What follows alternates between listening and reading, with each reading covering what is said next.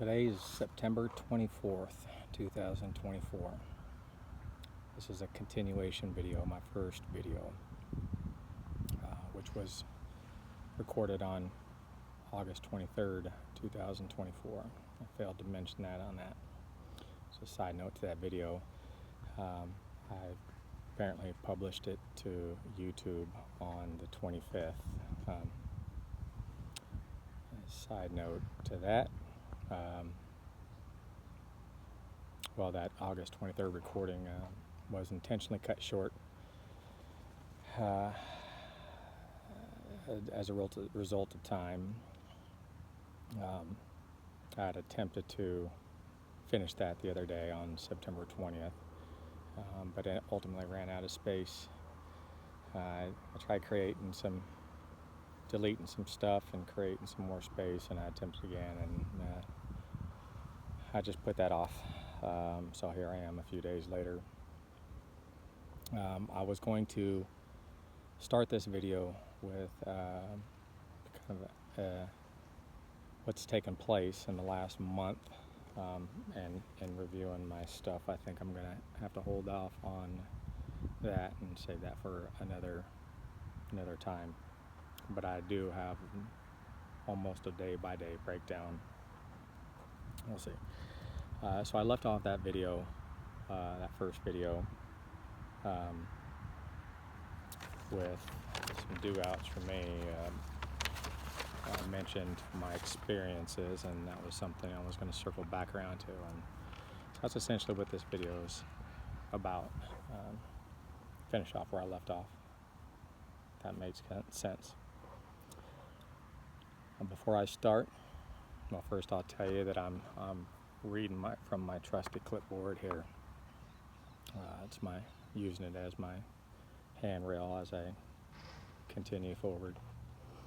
Before I start my experiences, talking those, nearly everything I'm about to mention is going to be a very brief glimpse at just some of the things that I've experienced.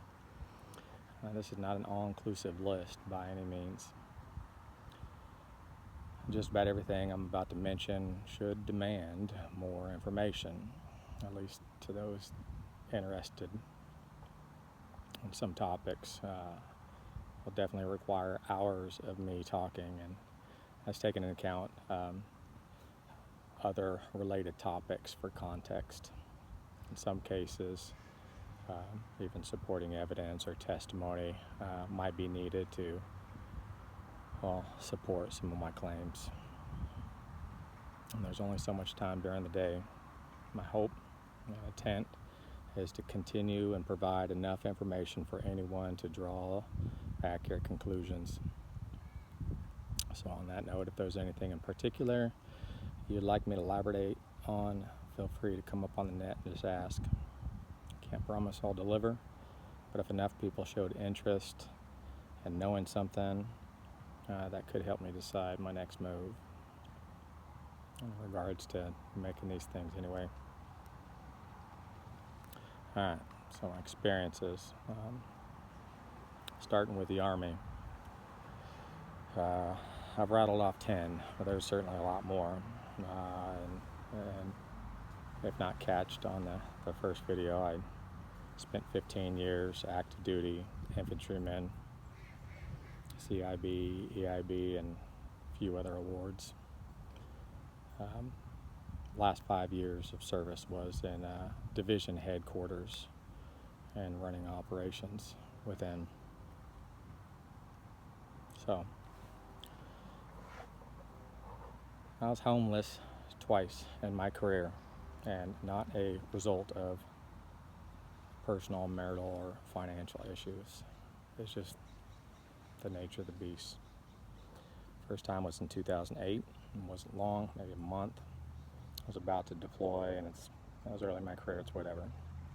But 2022, being the second time, at the time I was living on post. I'd been there for a while.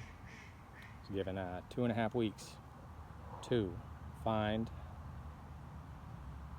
pack up, and relocate my stuff and clear that house on post I wasn't given justification.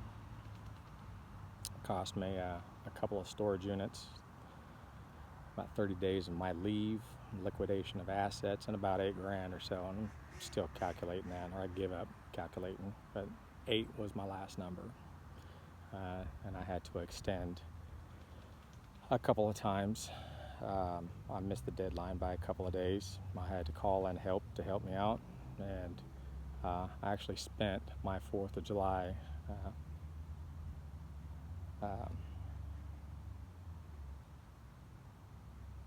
while I was running things, personal belongings, out to my son's house, about 45 minutes away then. And I remember coming back that evening about 10 o'clock at night, passing people, shooting off fireworks and having family fun and all that stuff. And all I can think about is, like, who made this decision? On another instance, I was given 3 weeks to completely relocate and be in Korea or face dishonorable discharge. You might be thinking, how in the heck? Well, again, all of these require dedicated time to talk each one. This was right in the midst of dealing with my son and everything he had going on, which is something we'll get to, and dealing with personal stuff at home. And I suppose I'll get to that later too. I was diagnosed with obsessive compulsive personality disorder, and they left me to fend for myself right after that. And this was just despite my countless attempts to get support. Side note to that provider had left the DOD right afterwards. Again, story for another time. No, that was 3. Now we're on 4. I'm infantry. Number 4, began medical separation, or they initiated a medical separation, not a retirement, a medical separation. They failed to keep me informed afterwards, despite my countless inquiries, and told me about 10 months later that I won't be medically separated and to continue mission. This was right before my ETS date back then. I did not SFL tap. I just didn't have any time. Unreasonable duty expectations. A few examples include, but are not limited to, a 2-month mission, Fort Hunter Liggett, providing life support for about around 6,000, managing 6 or 7 multi-story buildings. I'm working around the clock, 24/7. I was the single point of contact for that mission, and that absolutely had an impact on my career, which I might get into a little bit later. Another example is running it's called a headquarters section, but think of it as a department within the headquarters, about 23 departments within the headquarters building, and I ran the headquarters section, which consisted of soldiers at the motor pool, the arms room, supply, training room, orderly room, and there's a reserve element, and of course company operations. Side note, the reserve element, those bubbas I wasn't really responsible for, outside of basic reporting and providing information, keeping in the loop. But everybody else, all those subsections, if you will, all the soldiers and NCOs that run that, I was in charge of them and their business. Yes, despite XOs and first sergeant and commanders and shit. Running a training academy, supposed to be done by a commandant. There were about 4 or 5 when I was there. I went plenty of time without anybody. Um, Story from another time. Things like the best warrior competition. This is an installation-wide best soldier competition, if you will. I handle just about everything to that, from concept to execution, with the exception of particular tasks that soldiers were taken care of. That doesn't make any sense, but bear with me. Scoring matrix, all the docs, site recon, supplies, manning, etc., etc. Moving on, best ranger competition. There's actually 2 sourced instructors to come in and put that together. One failed at his job and got fired, and I got shooed into that. So I had a lot of making up to do, and the other sourced instructor was new to the unit, new to the installation, and just knew nobody. So I was the go-to for that. Creating a master gunner course, and that had high visibility, core, force comm, etc. Creating a G35 SOP.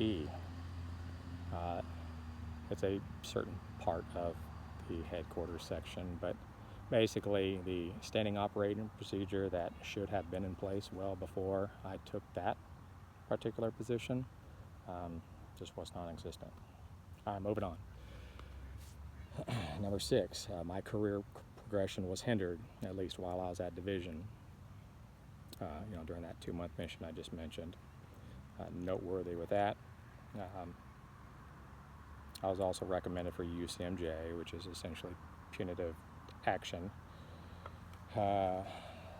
Right before my career ended, this is for telling my boss off. In short, I was backed into a corner, attempted to defuse the situation, but was ultimately found guilty and demoted 1 rank.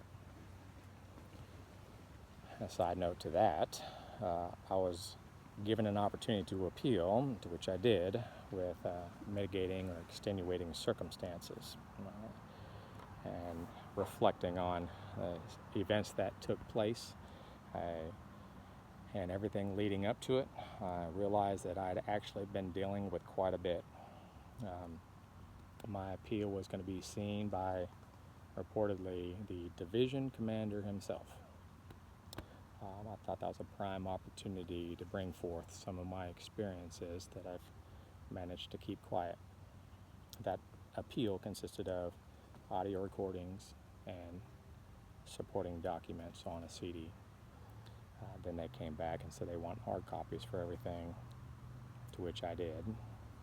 That was a pain. And then after that, they came back and told me to make a 1-page memorandum kind of summarizing everything for OSJA, or legal department within headquarters. Anyway, moving on. Number 7, countless challenges on the medical front. I've been through various providers. I perplexed my doctors. I had struggles searching for and obtaining care, to include off-post. I contacted a crisis hotline, and that turned out to be a joke. And again, all this requires separate standalone videos. Number 8, EFMP, or Exceptional Family Member Program, which is a program designed to identify those families who have special needs within and cater to their needs, medical type. But the EFMP was a joke. I'm talking all systems, the TRICARE, the DEERS, the DFAS, patient advocacy, EFMP offices, STOMP, whatever that is. Number 9, either HRC or my chain of command had forced my intellectually disabled son to relocate away from me. This came at the worst time. This was mid-school year. He was in high school. It came at perhaps the most critical most critical time in his life. My attempts to mitigate this had failed. I had actually predicted and argued back then that this will cause a snowball effect, which it absolutely has, and said snowball just keeps rolling. But perhaps the 10th and most salient issue that I've had is an unreasonable transition circumstances. The overall communication was poor, from unit to retention to the Integrated Disability Evaluation System, or IDES, to my PEBLO, which is Physical Evaluation Board Liaison Officer, basically people that was my caseworker for the Disability Evaluation System. Others, various individuals at the On-Post Transition Center regarding SFL TAP, which stands for Soldier for Life Transition Assistant Program, command directed, required, we participate in.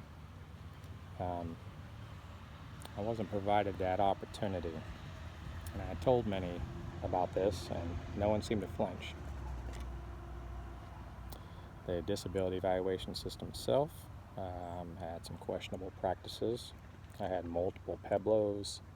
Oftentimes they were absent, and my disability claim that was prepared by them lacked conditions that I brought forth. And there's certainly a lot more. In regards to my clearing, I got my orders way late. The transition center had refused several times to provide basic information. I did not have enough prep time. And, my flag. Waller Hall in Fort Lewis, you said that I would be entitled to a flag as a medical retiree. And, you said you didn't have it in stock and it'll be mailed to me. It's been a year and I have not received it. So if I can ask Fort Lewis anything, I'd ask where my flag's at. I might even ask where was my eviction notice and or orders to relocate. Orders are required in order to get reimbursed for moving expenses. Didn't find out about that until much later. But there's more than just the Army. There's big company business practices, insurance providers. I got 2 open claims right now. One was a 2019 claim where my wife was hit by a semi. That's still unsettled. My vehicle's gone. I still have the title. I'm out that, my time, and a grip of money.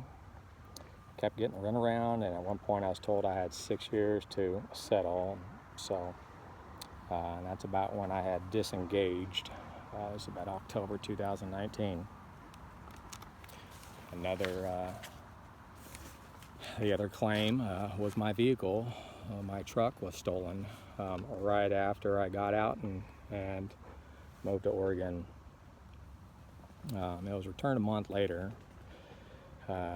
They found it out in some backwoods, and anyway, the company won't recognize several of my personal belongings that came up missing, despite having coverage specific for that, or the mechanical assessment that was generated by one of the dealers, local dealers, big name dealer. 1 minute it's a total loss, next minute it's not. Representatives don't talk to each other, or at least update their notes. And I had to disengage at one point, dealing with other stuff, and I haven't returned to that yet. Another example would be internet providers. One company took about $350 of mine As a side note, this is built up credit. I would overpay monthly, and so I'd always accrue this positive amount. Anyway, they also damaged my credit. It's a whole other story by itself. Another company had delayed my refund, which was about $670 for about 7 months. Same situation. I'd overpaid and created a positive balance. And anyway, another example are tow companies, from the one who took my vehicle to the one trying to get my mom's and title in exchange for a couple of days of storage. This is something that took place amongst other things, and well, since my last video, but I'll have to get to that some other time. But there's more. But the real reason I'm doing this in the first place is essentially my son, and now his son, which is my grandson. So my son, again, I have 3 boys. We're talking about my youngest here. He's had lifelong medical issues. He repeated the 2nd grade.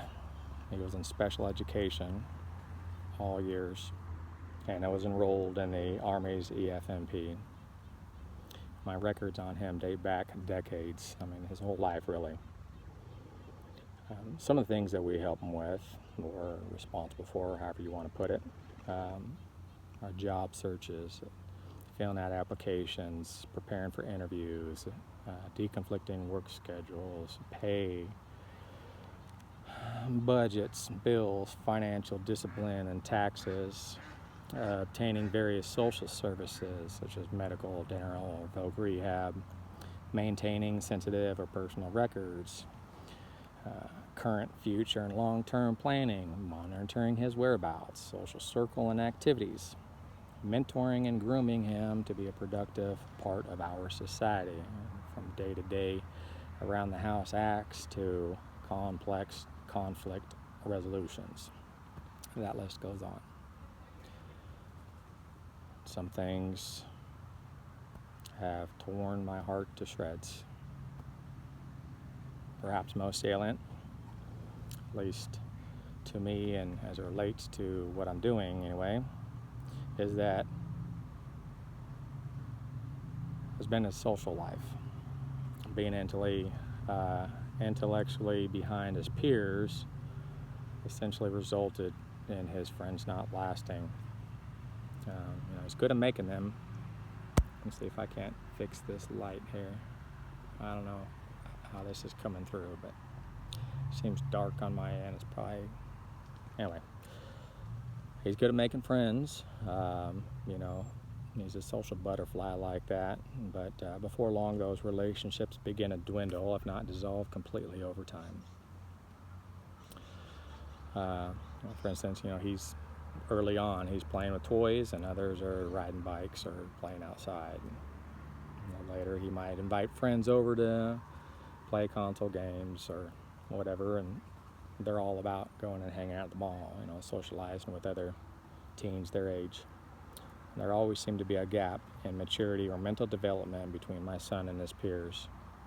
Over the years, that gap fluctuated between large and small, and there were times over the years, however, that this gap remained consistent and had given us hope for his future.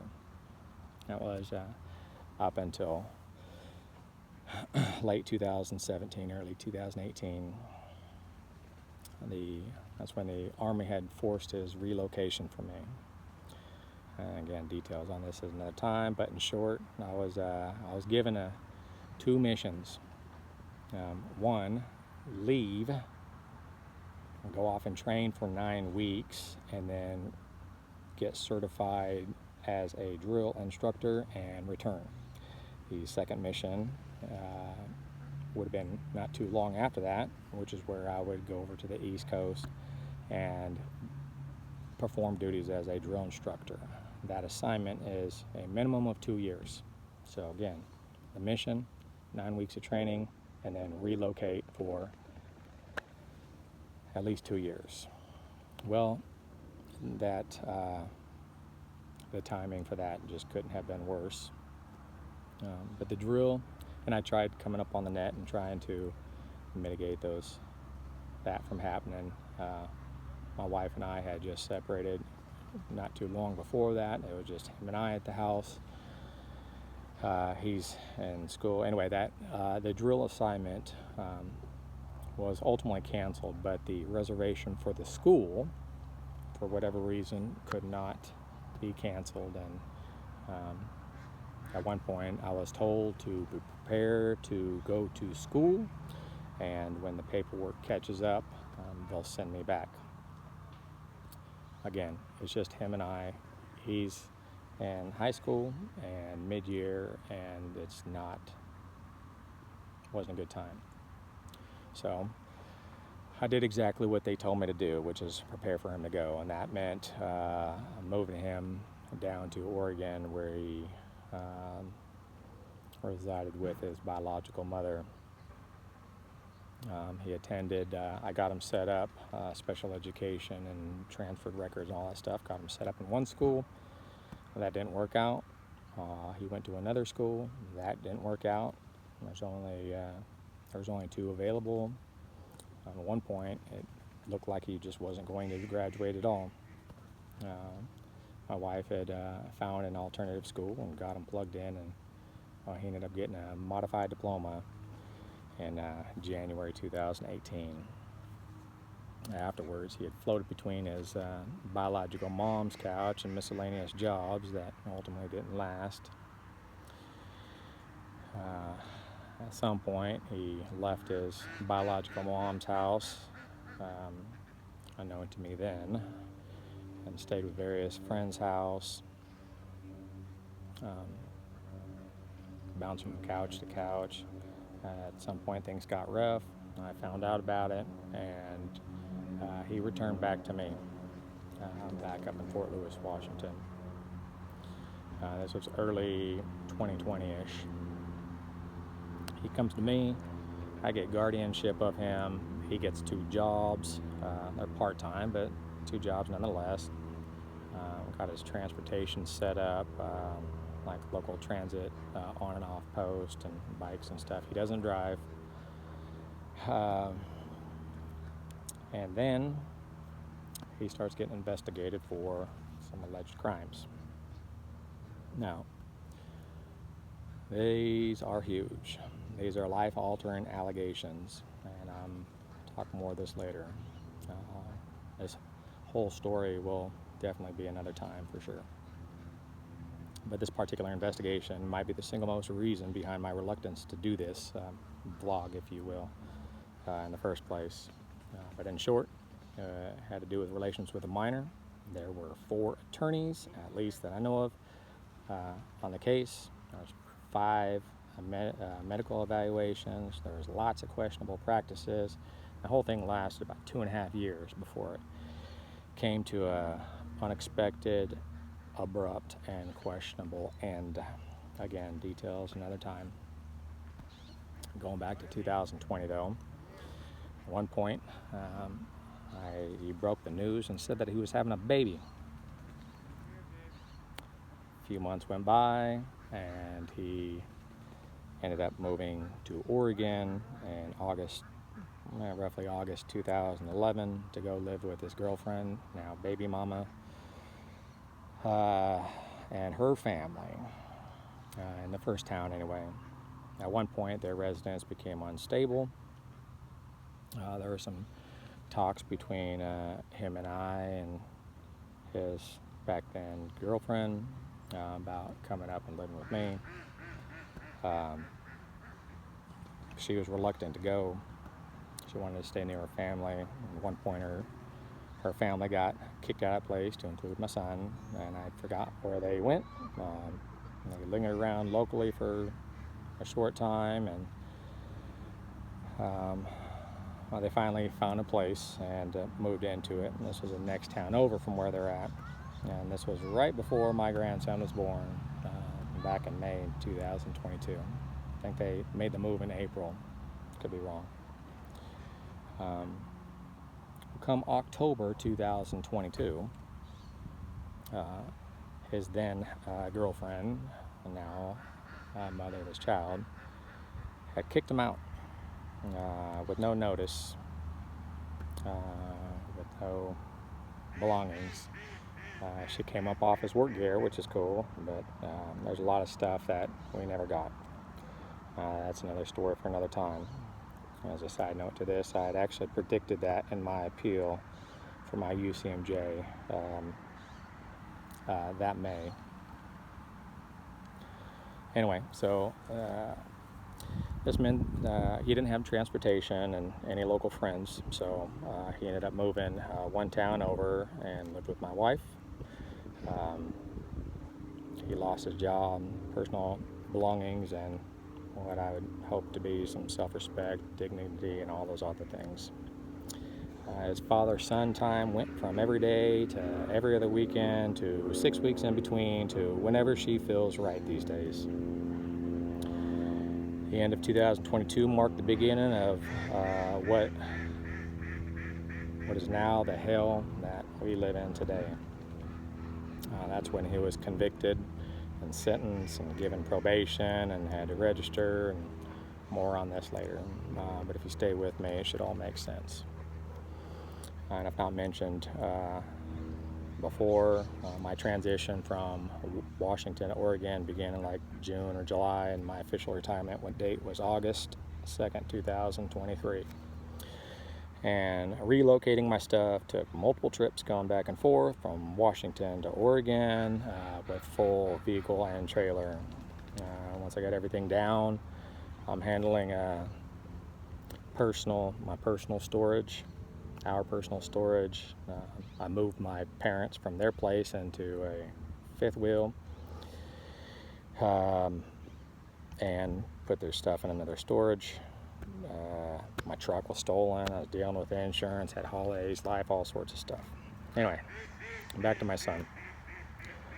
So either late 2023, early 2024, he was facing 2 more allegations of inappropriate relations with others. Both of those were rolled up into one case. First one took place at a high school barbecue where he was invited by a friend, which is a student, minor, female. He was invited by this individual who gave him the okay. He had entered the campus, was approached by staff and told to leave. The girl follows him, the school reports it, and there's that one. The second one took place at his work. I reportedly put her arms around a coworker in like a hug type fashion, and pretty sure it was a she. Didn't like this and ultimately reported it. So both of those allegations happened relatively close to each other. I don't recall many details, but the case seemed to have come and went seemingly quick. I believe his attorney had him plead no contest on that one. Anyway, fast forward to April 25th, 2024. He reports to his PO as part of his obligations being under supervision. Side note, he normally reports on the third Thursday of every month, but for some reason his PO told him the week prior to return on this day, April 25th. Moving on. So he arrives, he sees his PO, and is told to stand by for another officer who's investigating a report of criminal activity, which involves my son.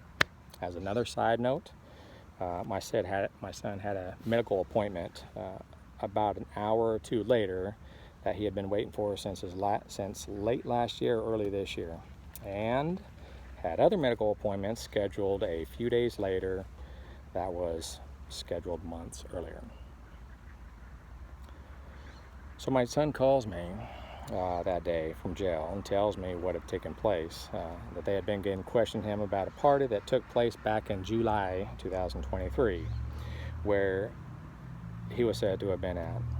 Reportedly, at one point during the questioning, my son did not know what to say or how to respond, and asked if they can continue the questioning later. That he wanted my wife or me with him, and that he had an appointment that he had scheduled. Either they declined that request or I heard my son wrong, but regardless, this investigator found probable cause and arrested him. I'm not sure what all I can say about this case. What I will say is in the discovery that was emailed to me, the report of the alleged crime was received by the police in mid-August 2023. It wasn't until April the following year when the police first spoke with my son. There's more I can say, but I'm afraid to, because I genuinely fear repercussions at this point, especially after recent exchanges with his attorney, which hopefully there'll be more of that another time. But at his arraignment, my son was appointed an attorney who was not present, and I was, and I took the guy's name, number, and sought him out afterwards. But in discussing whether or not he should be given bail, the DA had argued for a high bail because of his criminal record and perceived threat to society. Both the judge and the DA felt a $100,000 bail was just, and the court imposed this amount. Now, getting him out requires 10% down, or $10,000, which isn't something neither we, my wife and I, or anyone of our family have just lying around. Even if we did, there's too much risk and uncertainty here. I've lost so much confidence in so many professionals over the years. All it would take is for something to happen. He slips up, somebody does something, there's an admin error somewhere, and he's back behind bars, and we'd be on the hook for the remaining $90,000. Anyway, if this gets out today, September 24th, he'll have been sitting in jail, unsentenced, for 154 days, 5 months. His attorney and this entire process has been painful to deal with, to put it lightly. Backing up a little bit in the 2020 case, at one point when we had no attorney, again, story for another time, I'd engaged something like 47 different attorneys between Washington and Oregon, in addition to other resources. During those engagements, I learned that for that case, the 2020 case, any attorney retained for a case like that will cost about $30,000 to $50,000, and to expect another $25,000 for each day of trial. Needless to say, we couldn't afford another attorney back then, and still can't today. His son's mother, or my grandson's mother, remains completely unreasonable. That's another story for another time. But aside from her continuously thwarting visitations since she kicked my son out in October 2022, and just being a pain in general, she became extra painful to deal with come April. On April 29th, she sent my wife and I a pretty troublesome text message. She sent plenty before and after this, but this one kind of took the cake. In short, she said that she was aware of my son's arrest and had accused me and my wife and our home of being a danger to our grandson. Since then, I think we've seen him 3, maybe 4 times. Of course, one of those times was after she sent that text, when her and her now husband had both come over and ended up leaving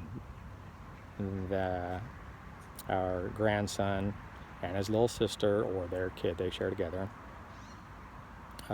with my wife and I, alone at our house. I'm telling you, I cannot make this stuff up. My son being in jail has cost so much. He's missed his appointments and those I later rescheduled. He lost his job and what life he had for himself. My son was able to attend his boy's 2nd birthday. He missed Mother's Day and Father's Day. He was unable to be with us and the family before, during, and after we lost my dad. This is despite inquiries to both his attorney and PO about this program that allows inmates to attend services, as well as nudges for them to respond. My son wasn't able to attend services. Instead, he sat there all alone. My grandson's mother won't allow him to see his dad. She got pissed at us one time. We had met her at this park to visit our grandson. My son just happened to call. My wife took the call. I had my grandson. I saw her take it, and I kind of walked over there. She told me he was on the line and passed me the phone, and I walked away with my wife's phone and my grandson in my arms, and we had a chat with Dad, kind of out of earshot from everyone. She found out about that, and that didn't sit well with her, like at all. There's much more I can say, but I need to dial this back some. My life is a complete wreck. I can't seem to get proper actions by those capable. My tough or critical questions are often met with sidestep remarks or just complete radio silence altogether. Respected agencies and a number of professionals within have let us down. I've had friction points at state level, like with DHS, Folk Rehab, Otis, bar associations, Washington, Oregon, Disability Rights Oregon, Employment Department for both me and my son, and friction points at the county level. Things like courts, attorneys, consortiums, medical evaluators, sheriff's office, Department of Corrections, local police, PO, polygrapher. The Army dropped the ball on me a few times. My grandson's mother filed for custody. This should be the fourth active legal case in his name that I'm to manage it. So, because I'm sure it'll get asked. His guardianship, his current case he's dealing with right now, there's now a custody thing, and there's DHS was like investigating him for like child abuse or something as a result of these cases.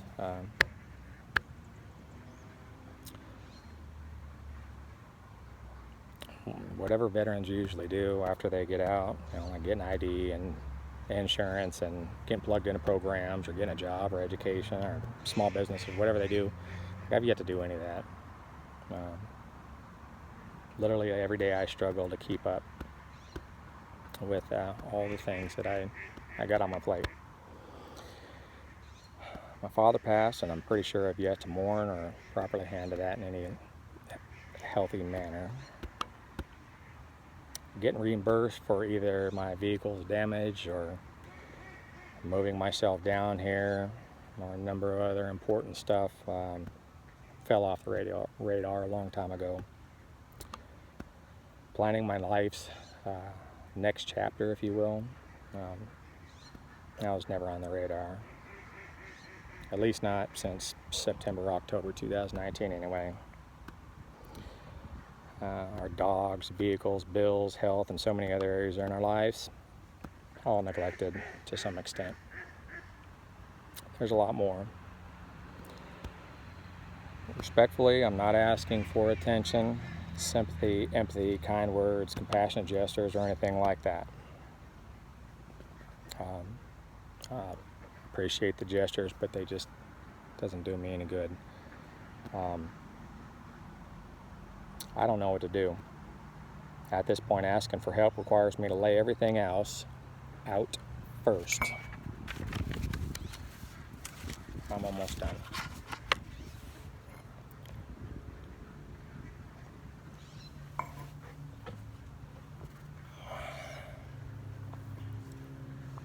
I don't know what to do. I already said that. At this point, asking for help requires me to lay everything out first. But doing so comes with great and immeasurable risks. just does not seem to be any other option. I'm looking at two.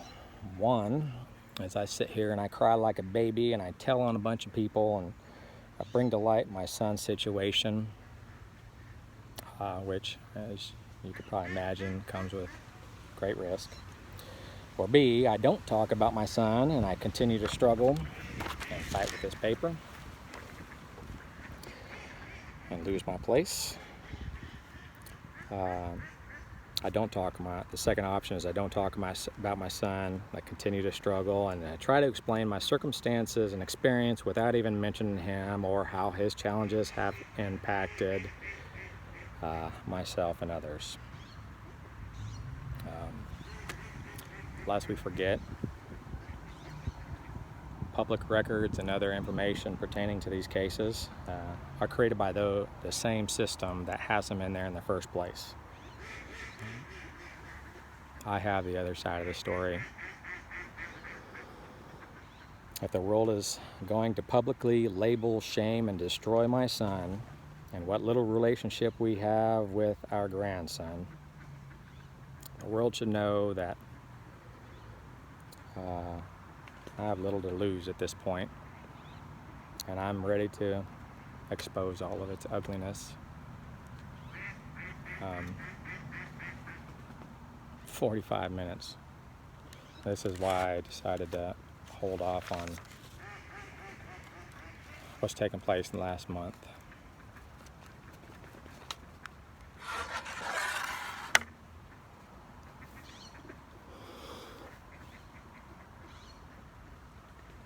I think this is where I'm supposed to give you some, like, what do they call that?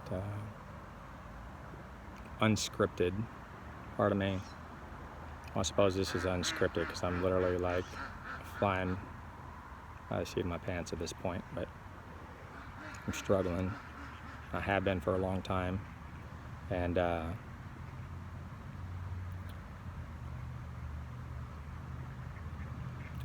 simple recommendations about, well, just handle this or just do that, or how come you can't do this, or why don't you just do that,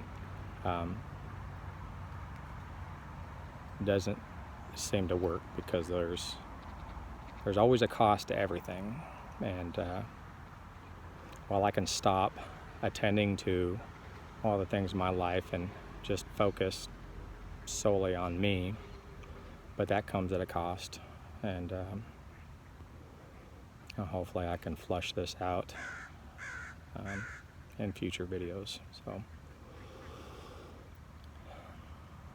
well, that's it. I think it's time to stop this.